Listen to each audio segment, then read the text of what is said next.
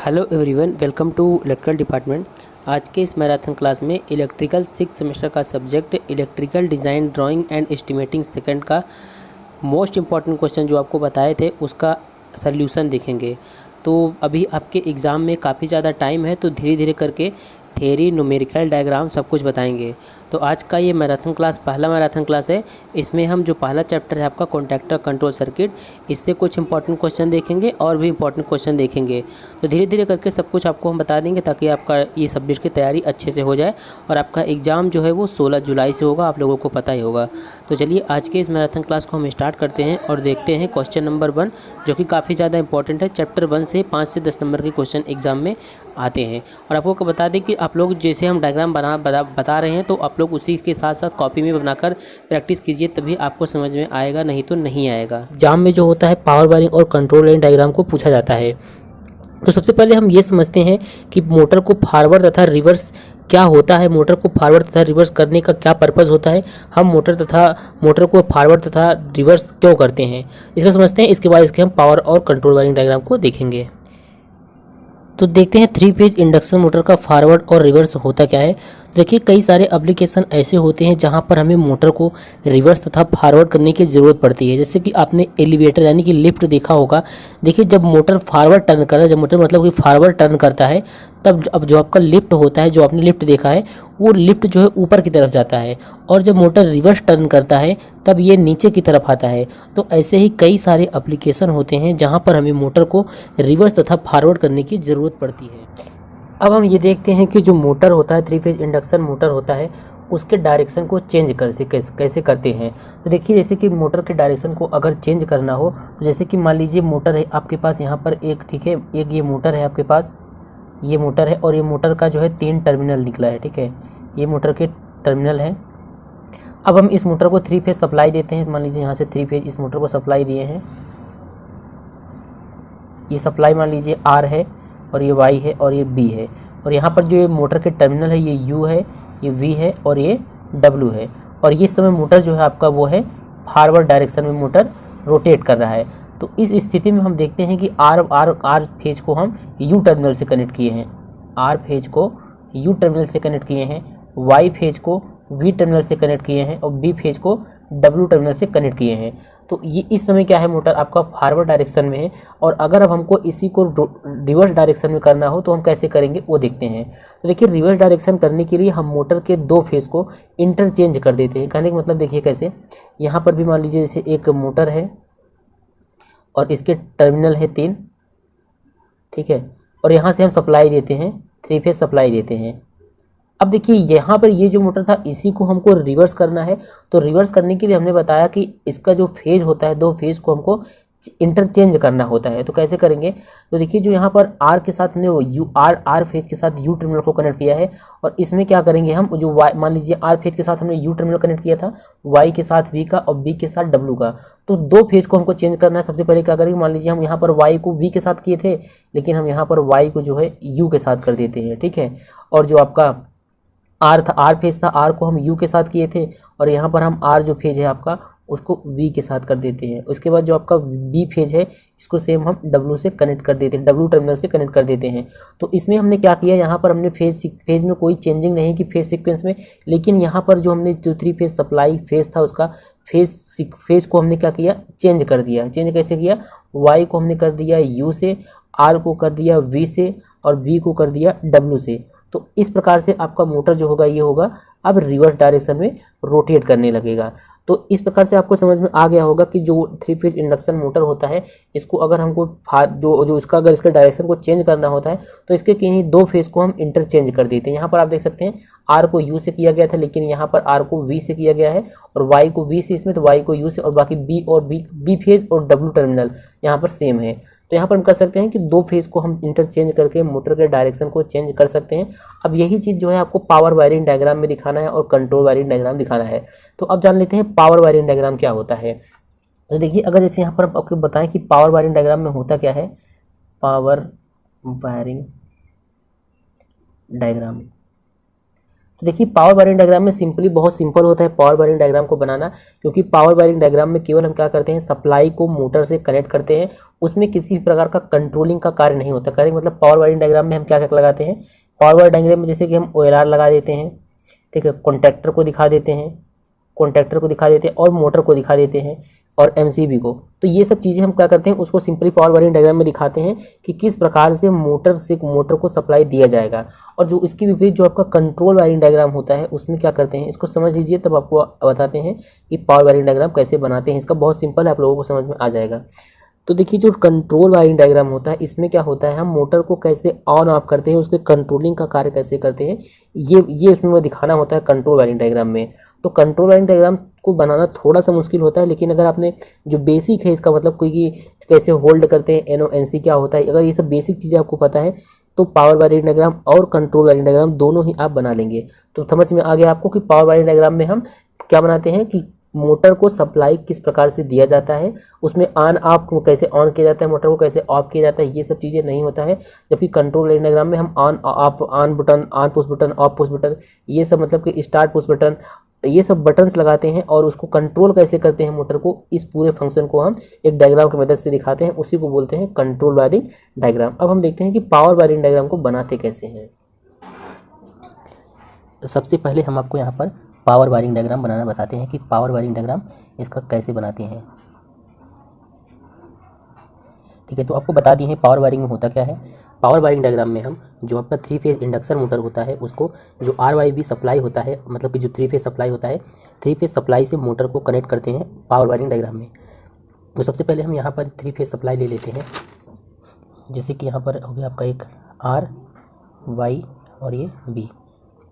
3 phase supply ले लेते हैं यहाँ से, ये आपका 3 फेज सप्लाई हो गया। अब 3 फेज सप्लाई के बाद एक हम MCB या फ्यूज लगाते हैं, तो यहाँ पर हमने MCB लगा दिया। इसके बाद क्या करते हैं, MCB के बाद हम ओवरलोड रिले लगाते हैं। ओवरलोड रिले क्या करता है, आपको ओवर करंट से सुरक्षा प्रदान करता है। तो यहाँ पर हम अब एक ओवरलोड रिले लगाएंगे। यहाँ तक आपको समझ में आ गया होगा कि 3 फेज सप्लाई RYB से हम एक MCB या फ्यूज़ कनेक्ट करते हैं। ये आपका हो गया MCB, या यहाँ पर हमने MCB लगाया, MCB या फ्यूज़ कनेक्ट करते हैं। इसके बाद हम यहाँ पर एक OLR लगाते हैं। ठीक है, ये OLR मतलब कि ओवरलोड रिले लगाते हैं। जो ओवरलोड रिले होता है वो मोटर को ज़्यादा करंट लेने से प्रोटेक्ट करता है। अब देखिए जो आपका OLR है, OLR से तीनों फेज निकलने के बाद हम यहाँ पर 2 कॉन्टैक्टर लगाते हैं। एक कॉन्टैक्टर होता है फॉरवर्ड का और दूसरा होता है रिवर्स का, यानी कि एक जो है मोटर को सीधा घुमाएगा और एक मोटर को उल्टा घुमाएगा। तो यहाँ पर इसके बाद यहाँ पर जो यहाँ पर 3 पॉइंट निकला है, यहाँ से हम 2 कॉन्टैक्टर लगाएंगे। कहने का मतलब यहाँ से 2 R निकलेगा, 2 Y निकलेगा और 2 B निकलेगा। तो अब देखिए हम 2 कॉन्टैक्टर लगाते हैं, एक फॉरवर्ड और एक रिवर्स। तो मान लीजिए ये जो है यहाँ पर आपका ये है आपका फॉरवर्ड कॉन्टैक्टर, यहाँ पर लिख देते हैं हम फॉरवर्ड कॉन्टैक्टर। ठीक है, ये फॉरवर्ड कॉन्टैक्टर, इसमें भी 3 पॉइंट होंगे और यहाँ भी 3 पॉइंट होंगे। तो ये फॉरवर्ड कॉन्टैक्टर हो गया, यहाँ पर इसको R इसमें, Y इसमें और ये B इसमें। तो ये फॉरवर्ड कॉन्टैक्टर हो गया। अब हम बनाएंगे एक रिवर्स कॉन्टैक्टर। 2 कॉन्टैक्टर मैंने बताया आपको, यहाँ से हम बनाएंगे एक रिवर्स कॉन्टैक्टर।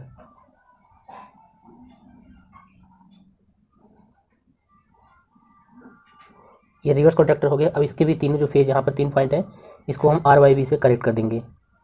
तो यहाँ पर आप देखिए ऐसे कुछ इस प्रकार से इसको कनेक्ट करेंगे।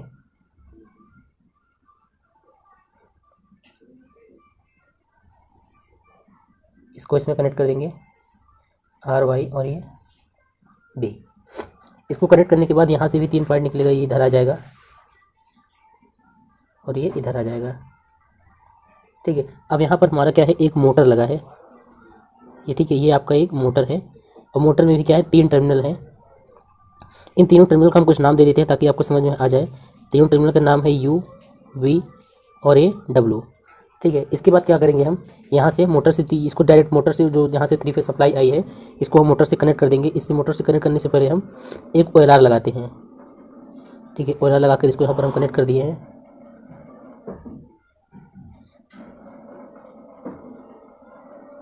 ठीक है, यहाँ पर आपका ये OLR लगा है। OLR का क्या करता है, मोटर को सुरक्षा प्रदान करता है, ज़्यादा करंट लेने से बचाता है। अब देखिए यहाँ पर हमने आपको बताया था कि जो 3 फेज इंडक्शन मोटर होता है, अगर उसके मतलब कि उसको रिवर्स करना है, रिवर्स करने के लिए हम क्या करते हैं, उसके 2 फेज मतलब कि 2 फेज को हम इंटरचेंज कर देते हैं। तो यहाँ पर देख सकते हैं आप R वाला जो आया है ये U में आया है। तो एक बार यहाँ पर हम लिख देते हैं आर वाला जो आया है यू में आया है, और वाई वाला जो फेज है वी टर्मिनल में आया है, मतलब कि वाई फेज जो है आपका वी टर्मिनल में आया है, और बी वाला फेज जो है डब्ल्यू टर्मिनल में आया है। अब हमको देखिए मान लीजिए इस स्थिति में ये फॉरवर्ड, इस स्थिति में ये फॉरवर्ड रोटेट कर रहा है। तो अगर हमको अब इसको रिवर्स रोटेट कराना है, तो इसको हम आपको बताए थे, अगर हमको अब इसको रिवर्स रोटेट कराना है तो हम क्या करेंगे, इसके जो फेज है, दो फेज है, मतलब कि इसमें से किन्हीं दो फेज, या तो इसको, इन दोनों फेज में से तीनों में से किसी दो फेज को हम इंटरचेंज करेंगे। तो देखिए इंटरचेंज कैसे करते हैं अभी हम देखते हैं। तो यहाँ पर देखिए ये फिर से यहाँ पर लिख देते हैं ताकि समझ में आ जाए। ये आर फेज है, ये वाई फेज और ये बी फेज, और इसमें क्या है, इसमें आपका ये वाला आर फेज है और ये वाला वाई फेज है और ये बी फेज है, ठीक है। तो अब इसको देखिए इंटरचेंज हम करेंगे। यहाँ पर आर को हमने यू से किया था, तो इसमें भी हम आर को यू से ही कर देंगे। आर को देखिए यहाँ पर हमने आर को हमने आर से ही कर दिया, ठीक है। मतलब आर को हमने यहाँ से यू से कर दिया, इंटरचेंज करना है आर को। अब देखिए यहाँ पर वाई को वी से किया गया, अब हमको लेकिन वाई को वी से नहीं करेंगे, इसमें हम वाई को कर देंगे बी से, इसको इसमें कनेक्ट कर देंगे। और जो आपका बी वाला फेज है, ये बी वाला फेज है, इसको कर देंगे हम वाई से। तो यहाँ पर आप देख सकते हैं इंटरचेंज हो चुका है। देखिए आर वाला फेज, इसमें हम आर वाला फेज मोटर के यू टर्मिनल में कनेक्ट किया, यहाँ से देख सकते हैं यू टर्मिनल में। और वाई वाला जो फेज है यहाँ पर, इसको हम बी से कर दिए हैं, वाई को बी से कर दिए हैं, और बी को किससे कर दिए हैं, और यहाँ पर देखिए बी को किससे किए हैं, वाई से कर दिए हैं। तो यहाँ पर आप देख सकते हैं एक ये वाला, एक ये वाला, तो हम दो फेज को इंटरचेंज कर दिए हैं। तो इससे क्या होगा, आपका मोटर जो फॉरवर्ड में होगा वो रिवर्स में रोटेट करने लगेगा। अब देखिए, अब यहाँ पर अभी पावर वायर डायग्राम आपको एग्जाम में इसी प्रकार से बनाना है, बिल्कुल सिंपल है। एक बार आपको फिर से समझा देते हैं यहाँ पर, ठीक है, एक बार फिर से बता देते हैं तो आपको समझ में आ जाएगा, ठीक है। तो पावर वायरिंग डायग्राम में सबसे पहले हम करते क्या है कि जो 3 फेज सप्लाई होता है उसको मोटर से कनेक्ट करते हैं। देखिए यहाँ पर 3 फेज सप्लाई है, इसको यहाँ पर हम मोटर से, ये मोटर है आपको मोटर से कनेक्ट किए हैं। तो इसमें सबसे पहले क्या करते हैं, 3 फेज लेते हैं, 3 फेज आर वाई बी, उससे एक हम एमसीबी लगाते हैं। एमसीबी से क्या करते हैं, मोटर को ऑन या ऑफ करते हैं। मतलब कि एमसीबी जो होता है ये सुरक्षा के लिए लगाया जाता है। इसके बाद हम एक ओएलआर लगाते हैं। ओएलआर क्या करता है, ओएलआर जो होता है मोटर को ज़्यादा करंट लेने से प्रोटेक्ट करता है। इसके बाद देखिए अब हमको यहाँ पर, क्योंकि ये फॉरवर्ड और रिवर्स का पावर वायरिंग डायग्राम है, तो इसमें हम क्या करेंगे, 2 कॉन्टैक्टर लगाएंगे, एक फॉरवर्ड का और एक रिवर्स का। यानी कि जो फॉरवर्ड होगा वो मोटर को सीधा घुमाएगा और रिवर्स जो होगा वो मोटर को उल्टा घुमाएगा। तो यहाँ पर हमने 2 कॉन्टैक्टर लगा दिए, एक फॉरवर्ड के लिए, एक यहाँ पर देख सकते हैं आप, एक फॉरवर्ड के लिए है और ये रिवर्स के लिए है। तो यहाँ पर देखिए फॉरवर्ड और रिवर्स के लिए हमने लगा दिया। इसके बाद हमने आपको बताया था जैसे मोटर है तो फॉरवर्ड में है, अगर उसको रिवर्स में करना है तो किसी 2 फेज को हम इंटरचेंज करते हैं। तो यहाँ पर बिल्कुल हमने कुछ नहीं किया, जैसे जैसे वायर उसको कनेक्ट कर दिया। अब इंटरचेंज करने की बात जब आई तो यहाँ पर देख सकते हैं आर वाला फेज हमने मोटर के यू से कनेक्ट कर दिया, और जो यहाँ पर वाई वाला फेज है इसको यू से कनेक्ट कर दिया, और बी वाला फेज है वो डब्ल्यू से कनेक्ट कर दिया। और इसमें तो सेम है सब कुछ, आर वाई बी इसमें भी है। तो यहाँ पर हमको इंटरचेंज करना पड़ेगा, मतलब कि आर यू, ये 3 फेज है, यहाँ पर आर से यू कनेक्ट किया है, वाई से यू वी और बी से डब्ल्यू। तो यहाँ पर हमको इंटरचेंज करना किसी एक को। तो यहाँ पर देख सकते हैं हमने आर वाला जो फेज है, ये वाला आर वाला हमने किस में किया, ये यू में किया, आर वाला यू में किया, ठीक है। इसके बाद देखिए वाई वाला जो फेज था उसको हमने यहाँ पर, इसमें वाई वाला बी में किया, लेकिन इसमें वाई वाला किस में कर दिया हमने, देखिए डब्ल्यू में कर दिया है। और ये वाई वाला देखिए यहाँ पर यहाँ पर वाई वाला हमने डब्ल्यू में किया है, वाई वाला डब्ल्यू में किया है। और बी वाला जो फेज है आपका, बी फेज जो है इसमें वो बी में किया है, बी में किया है। तो इस प्रकार से आप देख सकते हैं हमने कैसे इंटरचेंज कर दिया है। इसमें वाई को इसमें हमने वी से किया था, लेकिन इसमें वाई को डब्ल्यू से कर दिया है, और बी को डब्ल्यू से किया था, इसमें हमने बी को वी से कर दिया है। तो इस प्रकार से मोटर के जो उसके 2 फेज को इंटरचेंज कर देते हैं तो मोटर आपका रिवर्स में रोटेट करने लगता है। अब बात कर लेते थोड़ा सा काम कैसे करेगा। यहाँ से हम सप्लाई देंगे, तो यहाँ सप्लाई देंगे तो ये क्या आएगा, यहाँ से जब एमसीबी को हम जब ऑन करेंगे तो यहाँ से सर्किट कंप्लीट हो जाएगा, ऐसे हो जाएगा ये। तो यहाँ से ओएलआर में करंट आएगा। इसके बाद यहाँ पर फॉरवर्ड कॉन्टैक्टर में आएगा और रिवर्स कॉन्टैक्टर में। लेकिन ये बात ध्यान दीजिए कि दोनों कॉन्टैक्टर जो होते हैं एक साथ कभी भी नहीं चलते हैं। मतलब कि अगर फॉरवर्ड वाला जब कॉन्टैक्टर ऑन होगा तो रिवर्स वाला ऑन नहीं होगा। इसको अभी हम कंट्रोल वायरिंग डायग्राम में ध्यान से देखेंगे तो आपको समझ में आ जाएगा कि। तो अब हम देखते हैं इसका कंट्रोल वायरिंग डायग्राम। तो आप लोग ध्यान से देखिए, कंट्रोल वायरिंग डायग्राम जो इसका बिल्कुल ईजी है, बहुत अच्छे से आपको समझा देंगे तो आपको समझ में आ जाएगा। तो कंट्रोल वायरिंग डायग्राम पहले बता देते हैं कि होता क्या है। तो देखिए जो कंट्रोल वायरिंग डायग्राम होता है इसमें हम क्या करते हैं, पुश बटन लगाते हैं। मतलब कि मोटर को कैसे कंट्रोल करना है, मतलब कि जैसे पुश बटन ऑन करते हैं तो मोटर ऑन हो जाता है। तो मतलब कि किस प्रकार से मोटर को कंट्रोल किया जाता है, ये सब चीज़ें हम कंट्रोल वायरिंग डायग्राम में दिखाते हैं। तो कंट्रोल वायरिंग डायग्राम को बनाने के लिए सबसे पहले हमको यह देखना होता है कि जो कॉन्टैक्टर होता है, जैसे कि कॉन्टैक्टर की जो कॉइल होती है, कुछ इस प्रकार से कॉन्टैक्टर की जो कॉइल होती है वो कितना वोल्टेज पर ऑपरेट होता है। जैसे कि अगर कॉन्टैक्टर की कॉइल जो है वो 220 वोल्ट 50 हर्ट्ज पर अगर ऑपरेट होती है तो इसके लिए हम सिंगल फेज सप्लाई मतलब कि एक फेज और एक न्यूट्रल से काम चला लेंगे। तो अब हम देखते हैं इसका कंट्रोल लाइन डायग्राम में सबसे पहले। तो यहाँ पर देखिए हमने कंट्रोल लाइन डायग्राम के लिए एक पहले सिंगल फेज एक फेज ले लिया, यहाँ पर एक फेज ले लिया। इसके बाद यहाँ पर हमने एक एमसीबी लगाया है, ठीक है। एमसीबी का जो दूसरा पॉइंट है इससे हम एक ओएलआर लगाए हैं इसके एनसी पॉइंट पर, और इसके बाद हमने एक पुश बटन लगाया है इसका एनसी पॉइंट है, ठीक है। अब देखिए स्टॉप जी आपका जो स्टॉप पुश बटन है ये इसके दूसरे पॉइंट से हमने क्या किया है, ये जो इसका जो दूसरा पॉइंट है ये वाला, यहाँ से ये 2 भागों में बढ़ जाएगा। मतलब कि 2 कॉन्टैक्टर लगाना है हमको तो ये 2 भागों में बढ़ जाएगा। तो यहाँ पर आप देख सकते हैं इसको हम 2 भागों में बांट देते हैं इस प्रकार से, ठीक है। इसको हम दो भागों में ये 2 भाग में डिवाइड कर दिए हैं। इसके बाद हम 2 कॉन्टैक्टर लगाते हैं, एक फॉरवर्ड के लिए एक रिवर्स के लिए। तो यहाँ पर देखिए हमने एक फॉरवर्ड के लिए लगाएंगे और इधर हम एक रिवर्स के लिए लगाएंगे। इसके बाद देखिए हम कहाँ यहाँ पर एक स्टार्ट पुश बटन लगाते हैं। स्टार्ट पुश बटन हमने यहाँ पर एक लगाया है, ये आपका स्टार्ट पुश बटन।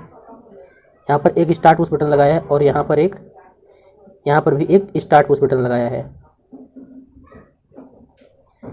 कहने का मतलब यहाँ पर 2 पुश बटन हमने लगाए हैं जो कि स्टार्ट पुश बटन है, एक फॉरवर्ड के लिए है और दूसरा जो है ये रिवर्स के लिए है।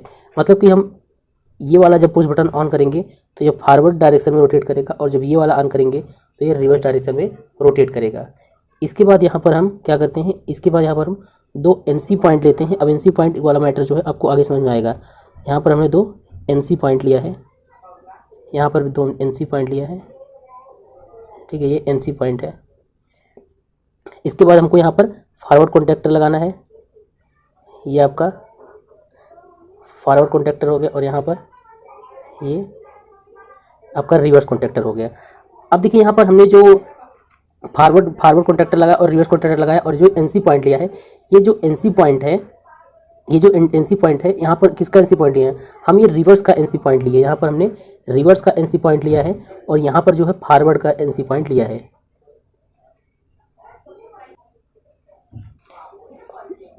अब आपके मन में सवाल होगा कि यहाँ पर जो है एनसी पॉइंट लिए हैं वो किस लिए लिए हैं। तो एनसी पॉइंट जो है हम इंटरलॉकिंग के लिए हैं। क्यों? क्योंकि देखिए जब हम स्टार्ट पुश बटन ऑन करेंगे तो उस समय मतलब कि आपका केवल फॉरवर्ड कॉन्टैक्टर ही ऑन होना चाहिए, रिवर्स नहीं ऑन होना चाहिए। इसलिए हमने क्या किया है, यहाँ पर देखिए जो यहाँ पर जो एनसी पॉइंट लिए हैं वो रिवर्स का लिए हैं और जो यहाँ पर एनसी पॉइंट लिए हैं वो फॉरवर्ड का लिए हैं, इंटरलॉकिंग के लिए हैं। इसके बाद देखिए, इसके बाद हम क्या करते हैं, यहाँ पर जो फॉरवर्ड है यहाँ से जो पॉइंट निकलता है इसको और इसको दोनों को क्या कर देते हैं, न्यूट्रल सप्लाई दे देते हैं और यहाँ पर आपका power wiring control line diagram इस प्रकार से बन जाता है। अब देखिए आपको समझा देते हैं क्योंकि समझना बहुत ज़रूरी है, अगर नहीं समझेंगे तो बिल्कुल डायग्राम नहीं बना पाएंगे। देखिए यहाँ पर सबसे पहले यहाँ पर देखिए, यहाँ से फेज सप्लाई आएगा एमसीबी को ऑन करेंगे तो सप्लाई यहाँ तक आएगा। चूँकि ये एनसी है तो यहाँ पर ये एनसी है, तो एनसी है तो सप्लाई आगे आएगा और ये स्टॉप पुश बटन है तो यहाँ पर से क्या सप्लाई आगे आ जाएगा। अब देखिए यहाँ से सप्लाई 2 भागों में डिवाइड हो गया है, एक फॉरवर्ड में एक रिवर्स में। अब देखिए अगर हम इस स्टार्ट पुश बटन को पुश मतलब कि इसको हम ऑन करते हैं, इसको पुश करते हैं तो यहाँ पर सप्लाई आ जाएगा, ये एनसी है और यहाँ पर सप्लाई आ जाएगी, मतलब ये फॉरवर्ड कॉन्टैक्टर जो है आपका ऑन हो जाएगा। लेकिन देखिए अब यहाँ पर जब हम यहाँ पर क्योंकि इंटरलॉकिंग किए हैं तो जब ये फॉरवर्ड कॉन्टैक्टर आपका ऑन होगा ये रिवर्स कॉन्टैक्टर ऑन नहीं होगा। क्यों? देखिए जब फॉरवर्ड कॉन्टैक्टर ऑन हो जाएगा तो ये जो इसका एनसी पॉइंट है, ये जो इसका एनसी पॉइंट है ना फॉरवर्ड का, इसका एनसी पॉइंट एन हो जाएगा। मतलब जो यहाँ पर देखिए यहाँ पर हम एनसी पॉइंट किसका लिए, फॉरवर्ड का लिए हैं। अब जो यहाँ पर ये जो फॉरवर्ड कॉन्टैक्टर है इसका एनसी पॉइंट एन हो जाएगा तो यहाँ पर भी क्या हो जाएगा, ये वाला जो है ये एन हो जाएगा। अब जानते हैं जब ये एन हो जाएगा तो यहाँ से सर्किट क्या हो जाएगा, ब्रेक हो जाएगा। तो हमारा जो ये रिवर्स वाला पार्ट है, ये वाला जो रिवर्स पार्ट है ये ऑन नहीं होगा। कहने मतलब जब हम केवल स्टार्ट पुश बटन मतलब यहाँ से दबाएंगे फॉरवर्ड का तो केवल फॉरवर्ड कॉन्टैक्टर ही ऑन होगा, रिवर्स नहीं ऑन होगा। इसी को बोलते हैं इंटरलॉकिंग। इंटरलॉकिंग इसलिए किया जाता है ताकि एक समय में केवल एक ही कॉन्टैक्टर ऑन हो, इसलिए हम इंटरलॉकिंग करते हैं। ठीक है, इसको तो आपको समझ में आ गया होगा। देखिए इसी प्रकार हम जब रिवर्स ऑन करेंगे तो रिवर्स ऑन करने के लिए हम ये पुश बटन प्रेस करेंगे तो यहाँ पर आपका रिवर्स वाला ऑन हो जाएगा। तो जब ये रिवर्स ऑन हो जाएगा जो इसका एनसी पॉइंट है, मतलब जो रिवर्स कॉन्टैक्टर का जो एनसी पॉइंट है वो एनो हो जाएगा। तो यहाँ पर हमने रिवर्स कॉन्टैक्टर का एनसी पॉइंट लगाया तो ये क्या हो जाएगा, ये जो एनसी है यहाँ पर ये हो जाएगा एनो। मतलब एनो मतलब कैसे, यहाँ से ऐसे करके ओपन हो जाएगा। जब ये ओपन हो जाएगा तो यहाँ से सर्किट ब्रेक हो जाएगा तो फॉरवर्ड कॉन्टैक्टर जो होगा आपका वो ऑन नहीं होगा। अब देखिए यहाँ पर एक बात आती है कि जैसे कि आप समझिए, जैसे यहाँ पर हम अगर देखिए फॉरवर्ड की सबसे पहले बात करते हैं।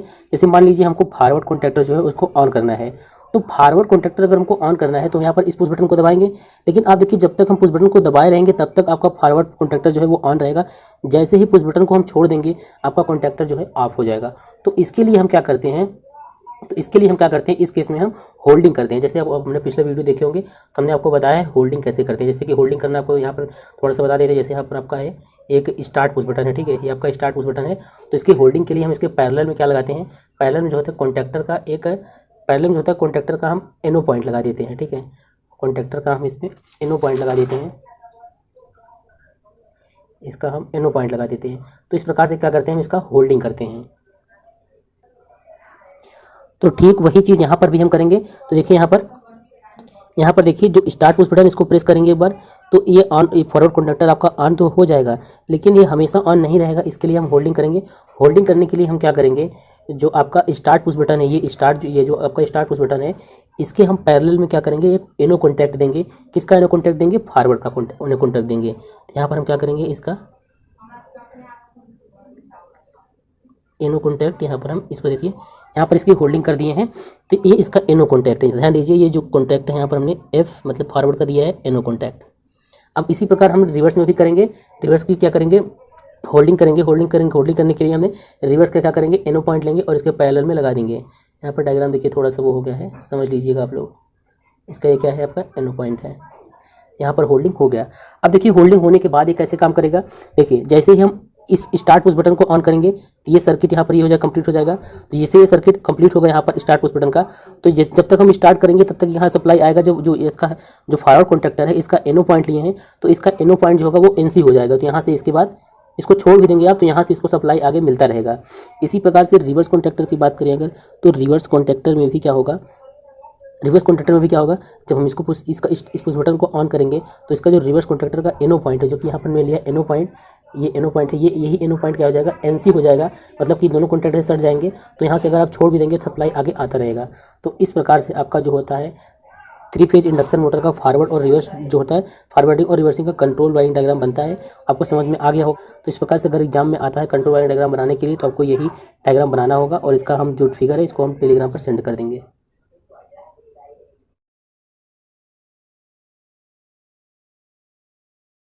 तो पावर वायरिंग और कंट्रोल वायरिंग डायग्राम को समझने से पहले हमको ये समझना होगा कि 2 स्पीड 3 फेज इंडक्शन मोटर होता क्या है और यहाँ पर 2 स्पीड का क्या मतलब है। तो देखिए जो 2 स्पीड 3 फेज इंडक्शन मोटर होता है, इस मोटर को हम 2 स्पीड में चलाते हैं। कहने का मतलब एक स्पीड जो होता है हाई स्पीड में और दूसरा होता है कम स्पीड में। तो इस प्रकार से मतलब कि मोटर को 2 स्पीड में चलाने के लिए हम मोटर के जो कंस्ट्रक्शन होते हैं उसमें परिवर्तन करते हैं। मतलब कि मोटर का जो स्टार्टर होता है इसके मतलब विभिन्न संख्या के पोलों की 2 वाइंडिंग होती है। एक कम स्पीड के लिए होता है तथा दूसरा ज़्यादा स्पीड के लिए, और प्रत्येक वाइंडिंग जो होता है अलग अलग सप्लाई से जुड़ा होता है। और जो आपका 2 स्पीड 3 फेज इंडक्शन मोटर होता है इसको हम पोल चेंजिंग मोटर अथवा डुअल स्पीड मोटर भी कहते हैं। तो एक यहाँ पर 2 स्पीड वाला मोटर है और इस मोटर का जो वाइंडिंग होता है वो थोड़ा अलग टाइप से होता है ताकि हम इस मोटर को 2 स्पीड पर रन करवा सकें। इसका वाइंडिंग किस प्रकार किया जाता है ये समझना जरूरी है। तो चलिए अब हम समझते हैं कि इसका वाइंडिंग किस प्रकार से किया जाता है। देखिए आप लोगों को पता है कि जो हमारा 3 फेज इंडक्शन मोटर होता है उस मोटर में हम 3 वाइंडिंग करते हैं। पहला होता है आर फेज का वाइंडिंग, वाई फेज का वाइंडिंग और बी फेज का वाइंडिंग। अब देखिए इन तीनों वाइंडिंग से हमको 2 सिरा प्राप्त होता है, या फिर हम कहें कि आप लोगों को पता होगा जो 3 फेज इंडक्शन मोटर होता है उसमें आपसे पूछा जाए कि कितने टर्मिनल होते हैं तो आप बताएंगे उसमें 6 टर्मिनल होते हैं। तो वही यहाँ पर हम करेंगे। अब जो तीनों वाइंडिंग का हमको 2 सिरा प्राप्त होता है, यानी कि U1 U2 V1 V2 और W1 W2, यानी कि 6 टर्मिनल हमको यहाँ पर प्राप्त होते हैं। अब देखिए इन तीनों वाइंडिंग का जो दूसरा टर्मिनल है, यहाँ पर आप देख सकते हैं इन तीनों वाइंडिंग का जो दूसरा वाला टर्मिनल है इनको हम आपस में कनेक्ट कर देते हैं। यानी कि आप इसको चाहे स्टार में कनेक्ट कर सकते हैं या फिर डेल्टा में कनेक्ट कर सकते हैं। अभी के लिए हम इसको क्या करते हैं, स्टार में कनेक्ट कर देते हैं। तो हमारे पास अब कितने टर्मिनल बचे, हमारे पास अब 3 टर्मिनल बचे। अब यदि हम इन तीनों टर्मिनल पर 3 फेज पावर सप्लाई को कनेक्ट कर दें तो इस कंडीशन में क्या होगा, मोटर आपका स्टार्ट हो जाएगा। और मान लीजिए कि इस कंडीशन में मोटर जब स्टार्ट होगा तो इसका आरपीएम जो होगा 1500 होगा, यानी कि जो मोटर है हाई स्पीड पर रन करेगा। अब देखिए हमने आपको पहले ही बताया कि जो 3 फेज 2 स्पीड इंडक्शन मोटर होता है उसमें क्या होता है, एक हाई स्पीड के लिए वाइंडिंग करते हैं, एक लो स्पीड के लिए। तो हमने इसको मतलब कि ये इस समय 1500 आरपीएम पर मतलब स्पीड पर है। अब यदि हम इसी मोटर को लो स्पीड पर रन करवाना चाहते हैं तो इसके लिए इसके स्टेटर में एक और वाइंडिंग करते हैं। अब यहाँ पर देखिए जो सेकंड वाइंडिंग है इसको इस प्रकार से करते हैं ताकि मोटर का आरपीएम जो है वो कम हो जाए। तो इन तीनों वाइंडिंग के इस सिरों को, मतलब ये वाला जो पॉइंट है, दूसरा वाला, पहला वाला पॉइंट है इसका, जो इन तीनों वाइंडिंग के इस वाले पॉइंट को हम आपस में कनेक्ट कर देते हैं, यानी कि स्टार में कनेक्ट कर देते हैं। अब यहाँ पर 3 टर्मिनल प्राप्त होता है। अब यदि इस तीनों टर्मिनल पर केवल फेज सप्लाई को कनेक्ट करें तो इस कंडीशन में जो मतलब कि जो मोटर है हमारा उसका आरपीएम कम हो जाएगा, यानी कि मोटर जो है वो लो स्पीड पर रन करेगा। तो यहाँ पर हमको केवल ये समझना था कि जो मोटर होता है उस मोटर के स्टेटर में इस प्रकार से 2 वाइंडिंग करते हैं, जिससे कि यदि हम केवल एक वाइंडिंग को 3 फेज सप्लाई देते हैं तो उस कंडीशन में मोटर हाई स्पीड पर रन होगा, और हम दूसरे वाइंडिंग को केवल पावर सप्लाई के साथ कनेक्ट करें तो उस कंडीशन में मोटर का स्पीड कम हो जाएगा। तो अब हम देखते हैं इसका पावर वायरिंग कैसे करते हैं। देखिए अब हम इसका पावर वायरिंग डायग्राम देखते हैं। जो पावर वायरिंग डायग्राम है बहुत ज़्यादा सिंपल है, बस आप ध्यान से देखिए आपको समझ में आ जाएगा। तो पावर वायरिंग डायग्राम में हम आपको बता चुके हैं कि करते क्या हैं। जैसे कि मान लीजिए मेरे पास यहाँ पर एक 2 स्पीड वाला 3 फेज इंडक्शन मोटर है, तो इसमें क्या करेंगे हम पावर वायरिंग डायग्राम में जो 2 स्पीड वाले 3 फेज इंडक्शन मोटर है इसको हम 3 फेज की सप्लाई से कनेक्ट करेंगे। तो ठीक है, तो यहाँ पर देखिए आपका 2 स्पीड वाला 3 फेज इंडक्शन मोटर है, इसको हम सप्लाई से कनेक्ट करते हैं 3 फेज। तो हम डायरेक्ट इसको यहाँ पर देखिए ये आपका सप्लाई है 3 फेज, मान लीजिए L1 L2 L3 या फिर आप RY भी मान सकते हैं। तो इसको हम डायरेक्ट मोटर से कनेक्ट नहीं करेंगे, इसके लिए हम क्या लगाएंगे, इसके बीच में हम एक OLR लगाते हैं। OLR क्यों लगाते हैं, यहाँ पर देखिए हमने एक OLR लगाया है। तो देखिए यहाँ पर हम OLR लगाते क्यों हैं, देखिए यहाँ पर जो ओवरलोड रिले है इसलिए लगाते हैं ताकि हम मोटर को ओवर करंट से प्रोटेक्ट कर सके। तो यहाँ पर हमने अब एक ओवरलोड रिले लगा दिया है। अब ओवरलोड रिले से जो यहाँ से पावर सप्लाई, यहाँ से जो पावर सप्लाई जाएगा, यहाँ से देख सकते हैं ओवरलोड रिले से जो पावर सप्लाई जाएगा उसे हम कॉन्टैक्टर में कनेक्ट कर देंगे। तो कॉन्टैक्टर यहाँ पर हम लगा देते हैं, यहाँ पर आपका एक कॉन्टैक्टर है,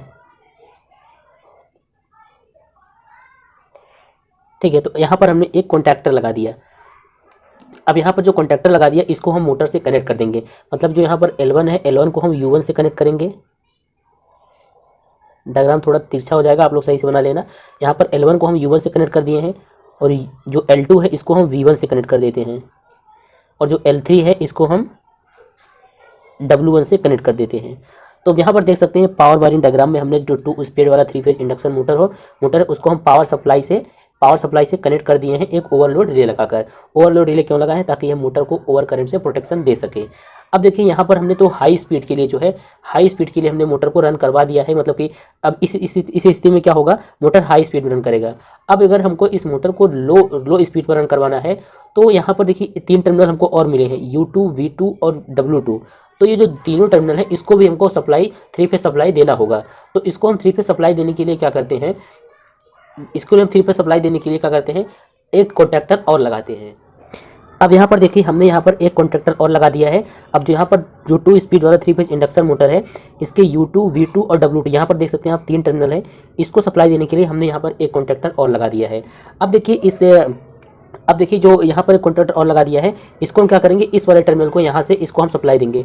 तो इसके लिए हम क्या करते हैं, यहाँ पर देखिए जो आपका 3 पॉइंट यहाँ पर निकलेगा इसको हम ओवरलोड रिले के बाद से, यानी कि ओवरलोड रिले के पहले नहीं लगाएंगे, नहीं तो ओवरलोड रिले जो होगा काम नहीं करेगा। तो ओवरलोड रिले के पहले हम क्या करते हैं, सप्लाई से कनेक्ट कर देते हैं। कनेक्ट मतलब जो ये वाला पॉइंट है आपका इसको हम कनेक्ट कर देते हैं L1 से, ठीक है, और इसको कनेक्ट कर देते हैं L2 से, और जो ये वाला पॉइंट है इसको कनेक्ट कर देते हैं हम L3 से। तो यहाँ पर हमने इसको L3 से कनेक्ट कर दिया। अब यहाँ पर देखिए इसको भी हम कनेक्ट कर देंगे, मतलब कि जो ये L1 है इसको हम कर देंगे U2 से, L1 को कर देंगे हम U2 से। देखिए यहाँ पर देखिए आप ऐसे L1 को कनेक्ट कर दिए हम U2 से, और यहाँ पर ये L2 है इसको हम कनेक्ट कर देंगे V2 से, और यहाँ पर L3 है इसको हम कनेक्ट कर देंगे W2 से।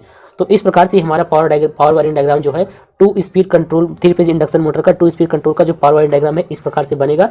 एक बार फिर से आपको हम समझा देते हैं, ठीक है। तो यहाँ पर आप देख सकते हैं हमारे पास 2 स्पीड वाला 3 फेज इंडक्शन मोटर है। 2 स्पीड वाला 3 फेज इंडक्शन मोटर, इसको हमको पावर वायरिंग डायग्राम बनाना है तो इसको हमको सप्लाई से कनेक्ट करना होगा। तो हम डायरेक्ट इसको सप्लाई से नहीं कनेक्ट किए हैं, इसके बीच में एक OLR लगाए हैं, ये आपका है OLR, ओवरलोड रिले लगा है ताकि मोटर को ओवर करंट से प्रोटेक्ट कर सके। तो यहाँ पर जब OLR लगा दिए एक कॉन्टैक्टर से, तो ये हमारा हो गया हाई स्पीड के लिए। अब हमको लो स्पीड के लिए क्या करना होगा, यहाँ पर जो मोटर के दूसरे साइड पर 3 टर्मिनल मिल जाते हैं U2 V2 W2, जैसा कि हमने आपको पहले बताया कि कैसे इसको हम 2 स्पीड मतलब एक हाई स्पीड और लो स्पीड पर ऑपरेट कराते हैं। इसके जो दूसरी तरफ जो वाइंडिंग होता है मतलब U2 V2 W2, इसको क्या करते हैं, इसको भी हम एक कॉन्टैक्टर लगाकर सप्लाई से कनेक्ट कर देते हैं। तो इधर से ये वाला कॉन्टैक्टर क्या हो गया, हाई स्पीड के लिए हो गया, और ये वाला जो कॉन्टैक्टर हो गया ये ये आपका लो स्पीड के लिए हो गया। तो इस प्रकार से इसका पावर वाइंडिंग डायग्राम बनता है। अब बाकी अगर हम इस मोटर के बॉडी को अर्थ करना चाहिए, जैसे यहाँ पर हम इसको अर्थिंग करना चाहिए, अगर इसको हम अर्थ करना चाहिए ताकि अगर ऐसे मोटर में किसी कारण से मोटर में पावर सप्लाई आ जाता है तो इलेक्ट्रिक शॉक से बचने के लिए हम यहाँ पर इसकी अर्थिंग भी कर सकते हैं। यहाँ पर देखिए, यहाँ पर एक वायर लगा के ऐसे इसको यहाँ से कनेक्ट कर देंगे। ये आपका क्या हो गया, यहाँ पर मोटर को बॉडी को हम यहाँ से अर्थिंग कर दिए हैं। तो इस प्रकार से आप एग्जाम में डायग्राम बिल्कुल ऐसे बना सकते हैं, बिल्कुल एकदम क्लियर डायग्राम आपको हम टेलीग्राम पर भेज देंगे, आप लोग वहाँ से देख के बना लीजिए। बाकी इसमें समझ लीजिए, अगर कोई दिक्कत हो कमेंट करके पूछ सकते हैं। अब हम देखते हैं, देखिए पावर वाइंडिंग डायग्राम तो हमने बना लिया, ठीक है। अब इसमें देखिए 2 कॉन्टैक्टर लगाया है, यहाँ पर एक कॉन्टैक्टर ये है, एक कॉन्टैक्टर ये। अब इन दोनों कॉन्टैक्टर को हमको ऑन ऑफ करना होगा, मतलब कि चालू या बंद करना होगा। इसके लिए हम क्या करेंगे, कंट्रोल वायरिंग करेंगे, ठीक है। तो इसको आप ध्यान से देखिए, इसी के अनुसार आपका पावर कंट्रोल वायरिंग डायग्राम बनेगा। इन्हीं कॉन्टैक्टर को ऑन ऑफ करने के लिए हम क्या लगाते हैं, पुश बटन लगाते हैं, वो कंट्रोल वायरिंग डायग्राम में देखेंगे। तो जो हमने पावर वायरिंग डायग्राम में 2 कॉन्टैक्टर लगाया था, उन्हीं को ऑन ऑफ करने के लिए, चालू बंद करने के लिए हम कंट्रोल वायरिंग कर रहे हैं। तो कंट्रोल वायरिंग में क्या करेंगे, सबसे पहले हम 2 कॉन्टैक्टर का सिंबल बना लेते हैं। देखिए यहाँ पर सबसे पहले हम एक हाई स्पीड के लिए बना लेते हैं, मतलब एक कॉन्टैक्टर होगा वो हाई स्पीड के लिए होगा और एक कॉन्टैक्टर होगा आपका लो स्पीड के लिए, ठीक है। और ये कॉन्टैक्टर के दोनों कॉइल टर्मिनल है, ये है आपका A1 और ये है आपका A2, और इसमें भी आपका A1 है और इसमें क्या है आपका A2 है। अब देखिए यहाँ पर 2 कॉन्टैक्टर हमने बना लिया है। तो दोनों कॉन्टैक्टर को अगर हमको ऑपरेट करना हो, कहने का मतलब जो आपका हाई स्पीड के लिए कॉन्टैक्टर है और जो लो स्पीड के लिए कॉन्टैक्टर है, इनको अगर ऑपरेट करना हो तो इसके लिए हमको एक फेज सप्लाई और न्यूट्रल सप्लाई की आवश्यकता पड़ेगी। तो यहाँ पर हमने जो न्यूट्रल सप्लाई होगा, इसके हम A2 पॉइंट को न्यूट्रल सप्लाई से कनेक्ट कर देते हैं। तो यहाँ पर देखिए जो A2 वाला सप्लाई है, इसको हम न्यूट्रल से कनेक्ट कर देते हैं। यहाँ पर हमने न्यूट्रल लगा दिया। अब देखिए हमने इसको जो दोनों कॉन्टैक्टर है, इसको मतलब ऑपरेट करने के लिए फेज, मतलब कि फेज और न्यूट्रल की आवश्यकता पड़ेगी। तो फेज को हमने फेज तो भी नहीं लगाया है, लेकिन न्यूट्रल को कनेक्ट कर दिया है इसको कॉन्टैक्टर के A2 वाले पॉइंट से। अब यहाँ पर हम क्या करते हैं, एक फेज लेते हैं, ठीक है। तो यहाँ पर आप देख सकते हैं, यहाँ पर हमने एक मान लीजिए ये फेज लिया है, कोई भी फेज RYB में से, मान लीजिए ये L1 है। यहाँ पर हमने फेज 1 ले लिया, L1 है। इसके बाद हम क्या करेंगे, एक MCB लगाएंगे। मोटर की सुरक्षा के लिए हम MCB लगाते हैं। MCB के बाद हम क्या करेंगे, MCB के बाद जो वहाँ पर हमने पावर वाइंडिंग डायग्राम में आपने देखा था ORR लगाया था हमने, ओवरलोड ये लगाया था। जो यहाँ पर भी हमें एक ORR लगाएंगे इसके NC पॉइंट पर, ठीक है। इसके हम NC पॉइंट पर एक ओवरलोड रिले लगा दिए हैं। इसके बाद हम लगाएंगे एक stop push button, NC point पर क्या लगाएंगे, एक स्टॉप पुश बटन लगाएंगे। ये आपका है स्टॉप पुश बटन। इसके बाद हम क्या करेंगे, एक स्टार्ट पुश बटन लगाएंगे, जिससे कि हमको मोटर को ऑन मतलब कि चालू या बंद करना होगा। तो यहाँ पर हम लगा देते हैं एक start push button. Start push button लगाने के बाद हम क्या करेंगे, तो ये वाला जो स्टार्ट पुश बटन है आपका, ये वाला जो स्टार्ट पुश बटन है, ये हाई स्पीड जो कॉन्टैक्टर है, इसको हाई स्पीड वाले कॉन्टैक्टर को ऑन ऑफ करने के लिए है। अब इसके बाद हम यहाँ पर इसके लिए भी, मतलब ये जो लो स्पीड वाला कॉन्टैक्टर है, इसको भी ऑन ऑफ करने के लिए हम एक स्टार्ट पुश बटन ही लगाएंगे। तो यहाँ पर देखिए हम एक स्टार्ट पुश बटन और लगा देते हैं। यहाँ पर हमने एक स्टार्ट पुश बटन और लगा दिया, ठीक है। इसके बाद हमको क्या करना पड़ेगा, स्टार्ट पुश बटन लगाने के बाद इसके बाद हमको इंटरलॉकिंग करना पड़ेगा। इंटरलॉकिंग क्यों करना पड़ेगा, ताकि एक समय में दोनों कॉन्टैक्टर ऑन ना हो। इसको आपको पता होगा, एक समय में दोनों कॉन्टैक्टर ऑन ना हो, इसके लिए हम इंटरलॉकिंग की प्रक्रिया करते हैं। इंटरलॉकिंग कैसे करते हैं अब वो देख लेते हैं। इंटरलॉकिंग के लिए देखिए हम करते क्या है, यहाँ पर अब हम इंटरलॉकिंग करते हैं। इंटरलॉकिंग के लिए जो आपका लो स्पीड वाला है, इसका हम NC पॉइंट लेते हैं। तो यहाँ पर हम क्या करेंगे, इसका NC पॉइंट ले लेंगे, ठीक है। ये आपका क्या है, लो स्पीड का NC पॉइंट है। NC पॉइंट लेकर हम इसको यहाँ से सप्लाई मोटर के टर्मिनल से जो है कनेक्ट कर देंगे, इसके कॉइल टर्मिनल से। और यहाँ पर भी हम क्या करेंगे, इंटरलॉकिंग करेंगे। तो यहाँ पर हम एक NC पॉइंट लेंगे, किस पर, हाई स्पीड वाला जो कॉन्टैक्टर है, इसका हम NC कॉन्टैक्ट देंगे। तो यहाँ पर हमने देखिए, यहाँ पर इसके NC कॉन्टैक्ट ले लिया। यहाँ पर इंटरलॉकिंग हो गया है। इंटरलॉकिंग करने से होता क्या है, जैसे एक समय में आपका एक ही कॉन्टैक्टर ऑन होगा, दूसरा नहीं ऑन होगा, ठीक है। अब यहाँ पर देखिए जो स्टार्ट पुश बटन, इसको कनेक्ट करना है। तो इसको हम कहाँ से कनेक्ट करेंगे, यहाँ का जो स्टॉप पुश बटन का आउट गोइंग टर्मिनल है, इसके आउट गोइंग टर्मिनल से हम इसको कनेक्ट कर देंगे। इसके हमने यहाँ पर डायग्राम सही से नहीं बन पा रहा है, इसको हम भेज देंगे बिल्कुल क्लियर डायग्राम टेलीग्राम पर। यहाँ पर हम लिख देते हैं कि कौन सा NC किसका है। तो ये वाला जो NC है, ये हाई स्पीड कॉन्टैक्टर का है, और ये इसका जो NC है, ये लो स्पीड कॉन्टैक्टर का है। अब देखिए यहाँ पर हमने इंटरलॉकिंग कर दिया। इसके बाद देखिए जैसे ही हम ये वाला स्टार्ट पुश बटन को ऑन करेंगे, पुश करेंगे, प्रेस करेंगे, तो ये हाई स्पीड वाला कॉन्टैक्टर जो होगा वो आपका ऑपरेट करने लगेगा, मतलब ऑन हो जाएगा। लेकिन जैसे ही हम इस जो स्टार्ट पुश बटन इसको हम छोड़ देंगे तो ये जो क्या होगा वो बंद हो जाएगा।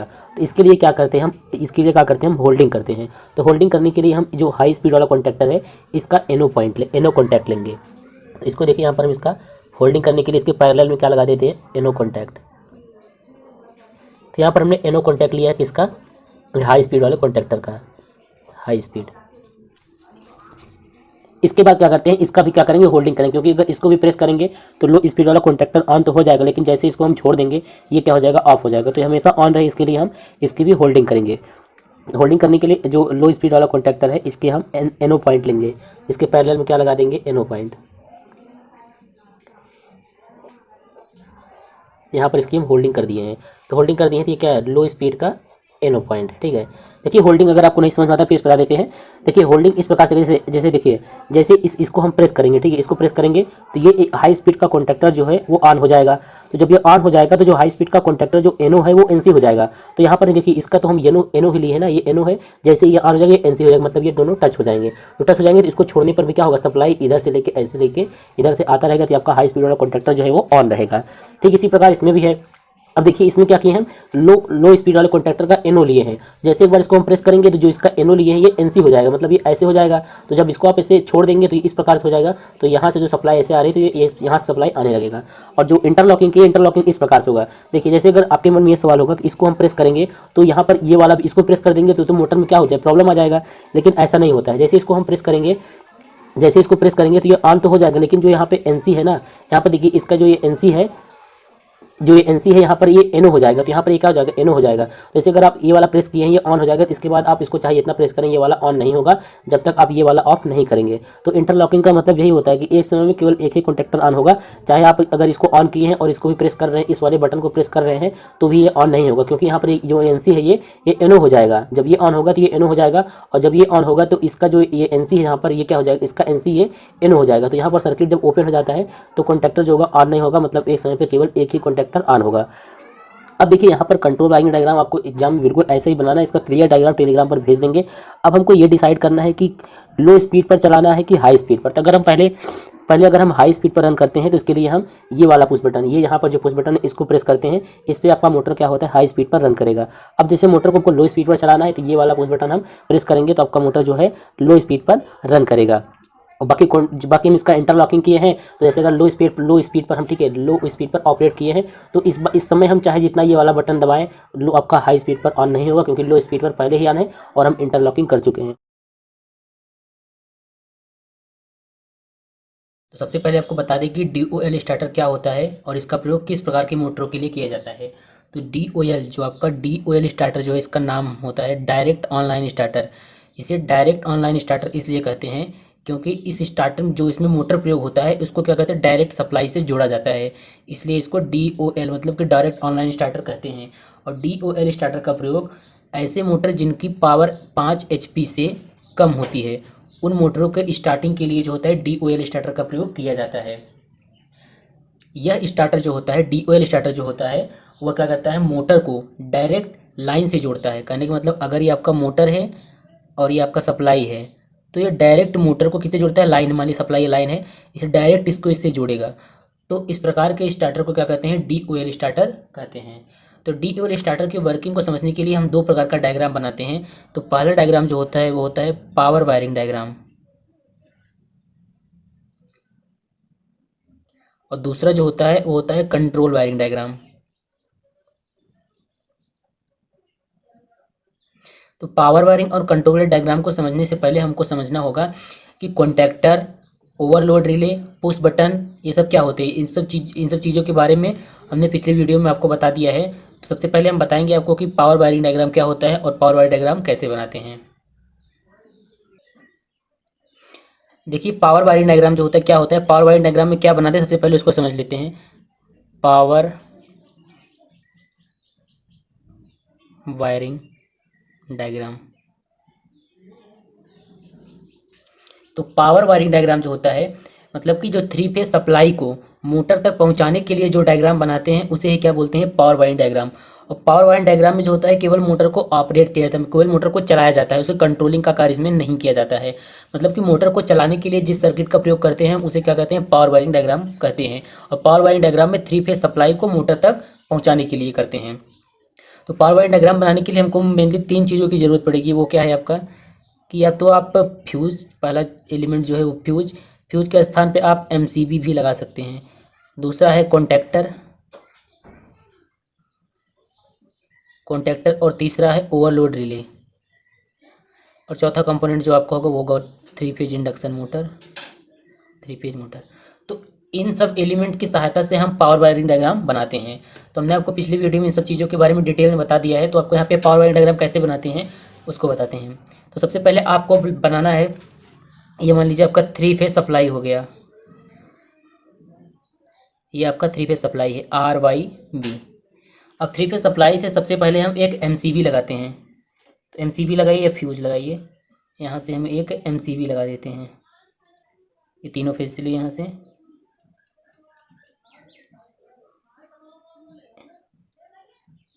ये मान लीजिए आपका ये क्या हो गया, ये आपका MCB हो गया। अब MCB के बाद एक कॉन्टैक्टर लगाते हैं। तो कॉन्टैक्टर का कैसे बनाते हैं इसको भी आपको पिछली वीडियो में बता दिया है।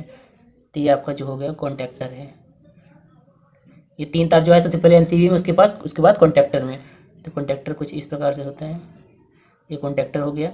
ये कॉन्टैक्टर के जो है मेन कॉन्टैक्ट हैं, मेन कॉन्टैक्ट जो होते हैं NO या NC हो सकते हैं। अब इसके बाद कॉन्टैक्टर की कॉइल को बनाना है हमको। तो कॉन्टैक्टर की कॉइल कुछ इस प्रकार से बनाएंगे, और कॉन्टैक्टर की कॉइल को जो नाम देते हैं A1 और A2।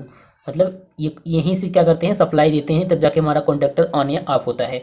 अब ये क्या हो गया, ये MCB हो गया, ये आपका पार्ट जो है कॉन्टैक्टर है। अब कॉन्टैक्टर के बाद आपको बनाना है ओवरलोड रिले। अब यहाँ से जो 3 वायर इसके आउटपुट 2-3 वायर आया, उसको हम ओवरलोड रिले से कनेक्ट कर देंगे। तो ओवरलोड रिले का सिंबल आपको बताया था, ऐसे होता है ओवरलोड रिले। अब ओवरलोड रिले का जो आउटपुट होगा उसको क्या करेंगे, मोटर से कनेक्ट कर देंगे। यही पूरा डायग्राम जो है आपका, क्या कहलाता है, पावर वायरिंग डायग्राम। इसी को बोलते हैं DOL स्टार्टर का पावर वायरिंग डायग्राम।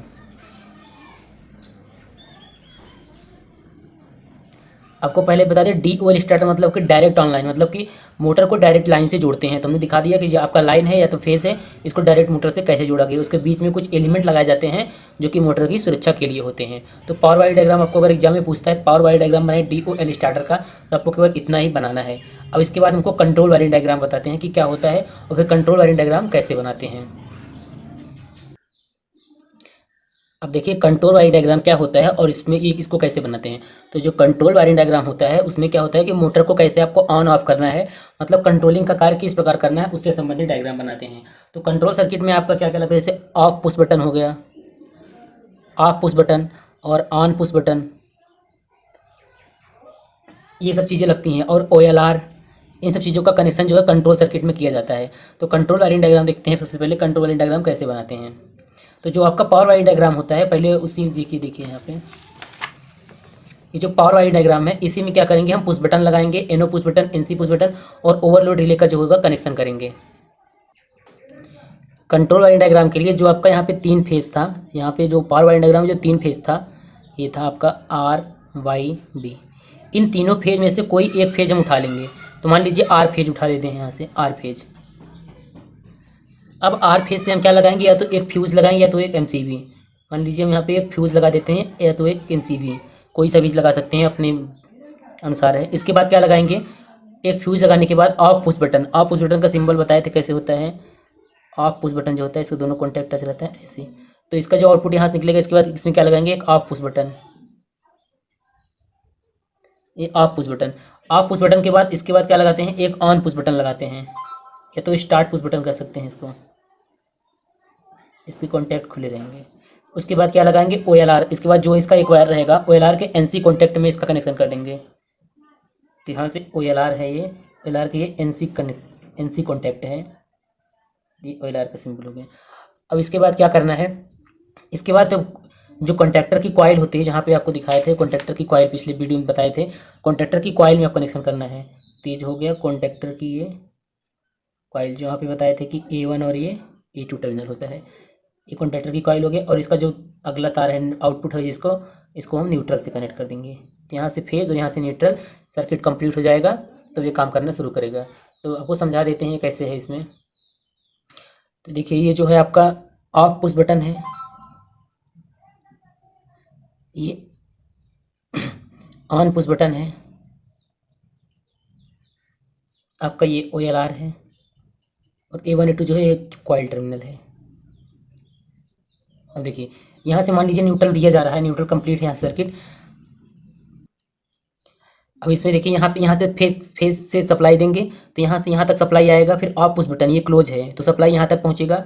लेकिन यहाँ पे सप्लाई क्या है, ब्रेक है यहाँ, तो मतलब यहाँ OLR में OLR सर्किट जो है आपका, उसमें कोई सप्लाई नहीं पहुँचेगा। लेकिन जब हम पुश बटन को ऑन कर देते हैं तो यहाँ पे सप्लाई पहुँचता है, और ये कॉइल क्या हो जाती है, एनर्जाइड हो जाती है, मतलब कि कॉन्टैक्टर ऑन हो जाता है। लेकिन जैसे हम पुश बटन को छोड़ देंगे तो यहाँ पे जहाँ पे सप्लाई जाना बंद हो जाएगा, मतलब ये कॉन्टैक्ट टर्मिनल जो कॉन्टैक्ट हैं ये ओपन हो जाएंगे, तो यहाँ पे सप्लाई मिलना बंद हो जाएगा। मतलब कि जो कॉन्टैक्टर है, ये जो आपका कॉन्टैक्टर का कॉइल है, ये डी एनर्जाइज, मतलब इसमें कोई सप्लाई नहीं पहुँचेगा। तो हमको पुश बटन, मतलब कि एक बार पुश बटन दबा दें, सप्लाई यहाँ मिलता रहे। इसके पहले होल्डिंग सर्किट बताए थे, होल्डिंग सर्किट के लिए हम एनो कॉन्टैक्ट का प्रयोग करते हैं। जो कॉन्टैक्टर होता है, कॉन्टैक्टर से एनो कॉन्टैक्ट जो होता है उसका प्रयोग करते हैं। इसके पैरेलल में जो है हम क्या करेंगे, एनो कॉन्टैक्ट को जोड़ देंगे। इसके पैरेलल में ये एनो कॉन्टैक्ट है। अब क्या होगा, अगर एक बार पुश बटन को हम दबा देते हैं तो ये देखिए ये कॉन्टैक्टर की कॉइल है। कॉन्टैक्टर की कॉइल क्या होती है, इसमें टच हो जाती है, टच होती है तो सब, अगर इसको छोड़ भी देंगे तो सप्लाई यहाँ से ये लेने लगेगा, और हमारा कॉन्टैक्टर क्या हो जाएगा, ऑन हो जाएगा। तो जब कंट्रोल वायरिंग डायग्राम पूछे तो केवल यही डायग्राम बनाना है। ये आपका क्या है, कंट्रोल वायरिंग डायग्राम है, ये कंट्रोल वायरिंग डायग्राम है। तो इसी प्रकार से DOL स्टार्टर का पावर वायरिंग डायग्राम और कंट्रोल वायरिंग डायग्राम बनाया जाता है। मैंने अपने नोट्स में कई डायग्राम बनाए हैं, उसको आपको डिटेल में एक बार मैं समझा देता हूँ। यहाँ पे आप देख सकते हैं कंट्रोल सर्किट डायग्राम के कई चित्र बन सकते हैं, आपको जो सही लगे आप वही बनाइए। सब सारे चित्र सही हैं। तो देखिए इसका ये अलग है, ये अलग है, सब अलग है, लेकिन सबका काम एक ही है। तो मैं जो आपको बताया था कि ओवरलोड रिले जो लगाया था, जो आपको इसके पहले बताया था, उसमें हमने क्या किया था, ओवरलोड रिले नीचे लगाया था। इसमें आप ओवरलोड रिले कोई भी एलिमेंट चाहे जहाँ पे लगाए, क्योंकि ओवरलोड रिले का जो काम है वो क्या है, करंट को सेंस करना। आप ओवरलोड रिले अगर यहाँ भी लगाएंगे तब भी करंट को सेंस करेगा, यहाँ लगा देंगे तब भी करंट को ये सेंस करेगा। तो आप जहाँ मर्जी वहाँ लगाएं, लेकिन कनेक्शन सही होना चाहिए। यहाँ पे हमने देखिए एक फेज वायर उठाया है, उसके बाद एक ओवरलोड रिले का कनेक्शन किया है, इसके बाद स्टॉप पुश बटन लगाया है, उसके बाद स्टार्ट पुश बटन, और ये कॉन्टैक्टर की जो कॉइल होती है जिसको सप्लाई देने पर वो एनर्जाइज होता है, उसमें क्या कनेक्शन कर दिए, और ये न्यूट्रल यहाँ से दे दिए हैं, इसमें लगाए। इसमें देख लीजिए यहाँ पे एक MCB लगा है, उसके बाद ओवरलोड रिले है, फिर स्टॉप पुश बटन, फिर स्टार्ट पुश बटन, फिर ये कॉन्टैक्टर। तो कई प्रकार से इसके चित्र बन सकते हैं। कोई भी एलिमेंट किसी भी क्रम में लगाया जा सकता है, बस उसका कनेक्शन सही होना चाहिए बस। तो आज की इस वीडियो में इतना। अगले वीडियो में आपको बताएंगे कि एक मोटर रहेगा, आपको उसको दो जगह से क्या करना रहेगा, उसको कंट्रोल करना रहेगा। जैसे कि यहाँ पे मोटर एक रहेगा, और सप्लाई कहाँ से आएगी, एक सप्लाई मान लीजिए यहाँ है, एक सप्लाई यहाँ है, तो दो जगह से आपको इस मोटर को क्या है, कंट्रोल करना है। तो अगली वीडियो में यही टॉपिक है आपका, अगली वीडियो में बताएंगे।